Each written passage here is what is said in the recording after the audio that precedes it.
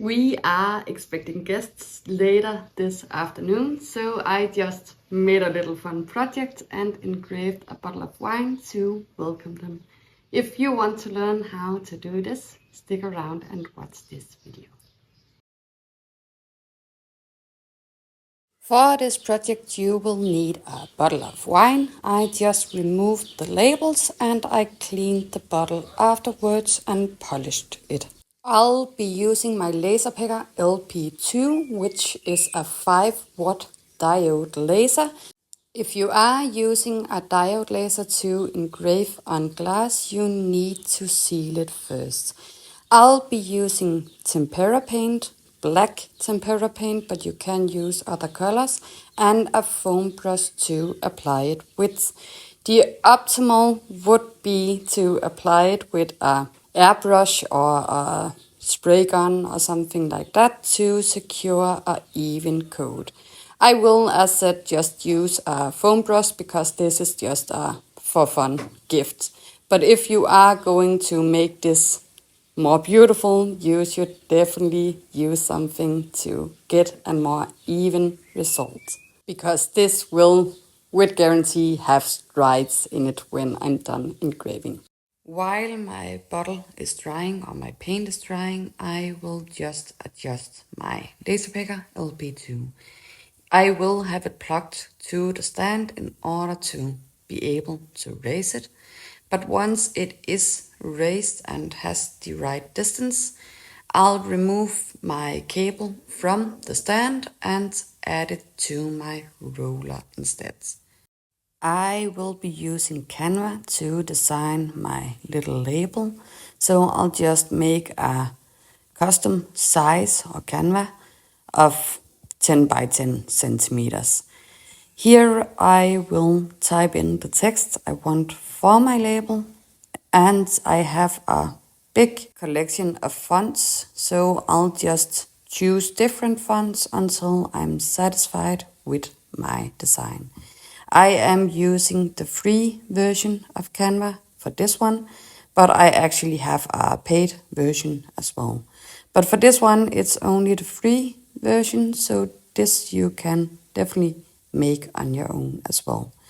Once I'm satisfied, I will just save this file as a PNG and download it to my camera roll because I will be using my iPad to control my LaserPecker LP2.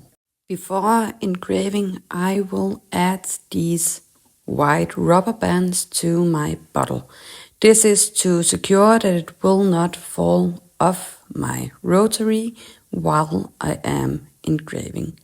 So I'll just slide a rubber band over the bottom of the bottle as well as over the top. Make sure that they are positioned in a way so they will get a grip of the roller on the rotary. Now I can take some few measurements and decide how big I want my logo to be.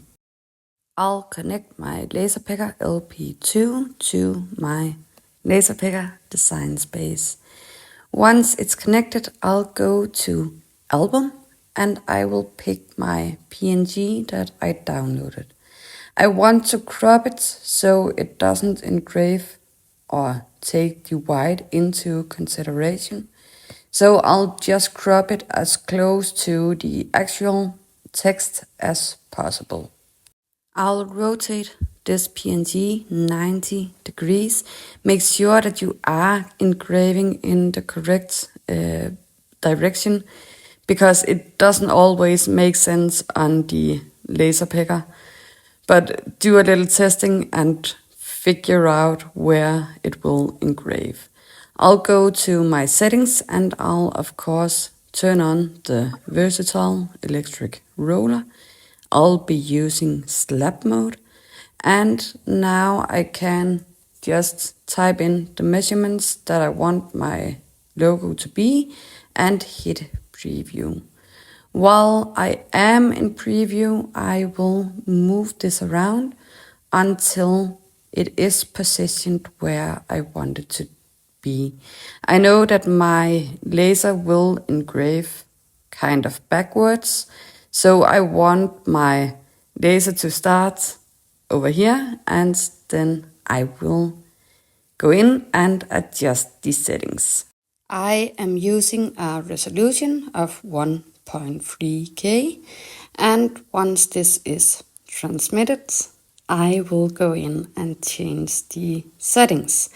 The settings might vary depending on the type of glass you are engraving, and you can use any of these presettings. I'll just grab pottery and I'll set my settings individually. So I usually engrave with 100% power and 21% depth. Send it to your laser and pray that your settings will engrave just fine.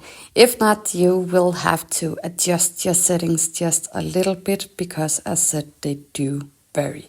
But this little engraving took 8 minutes and 6 seconds, which is pretty decent because it's actually not that little. It's pretty big for a label. And I'm really satisfied by the result. You can clearly see the stripes coming through, and that is because of the brush strokes when I applied my paint.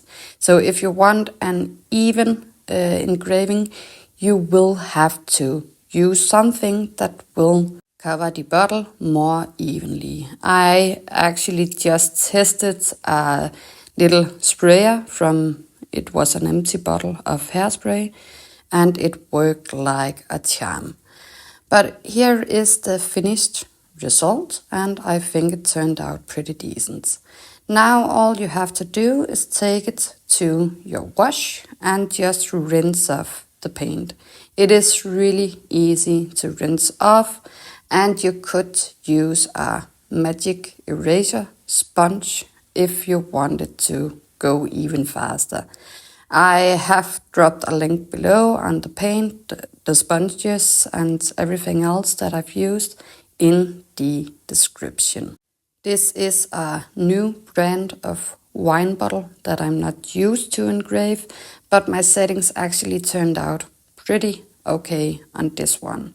It did chip a little bit on some of the letters, so if I were to use this exact type of bottle again, I would definitely adjust my settings just a little bit. But as said, this is just a for fun gift, a little welcome gesture to our guests that are arriving in a bit. So here it is, all washed off. If you like this video, please give it a like, please subscribe to my channel. I do have other tutorials on glass engraving on my channel. So in case you want to see how I use other type of machines or engrave other type of projects, as well as how you can color fill with gold, check out my YouTube channel.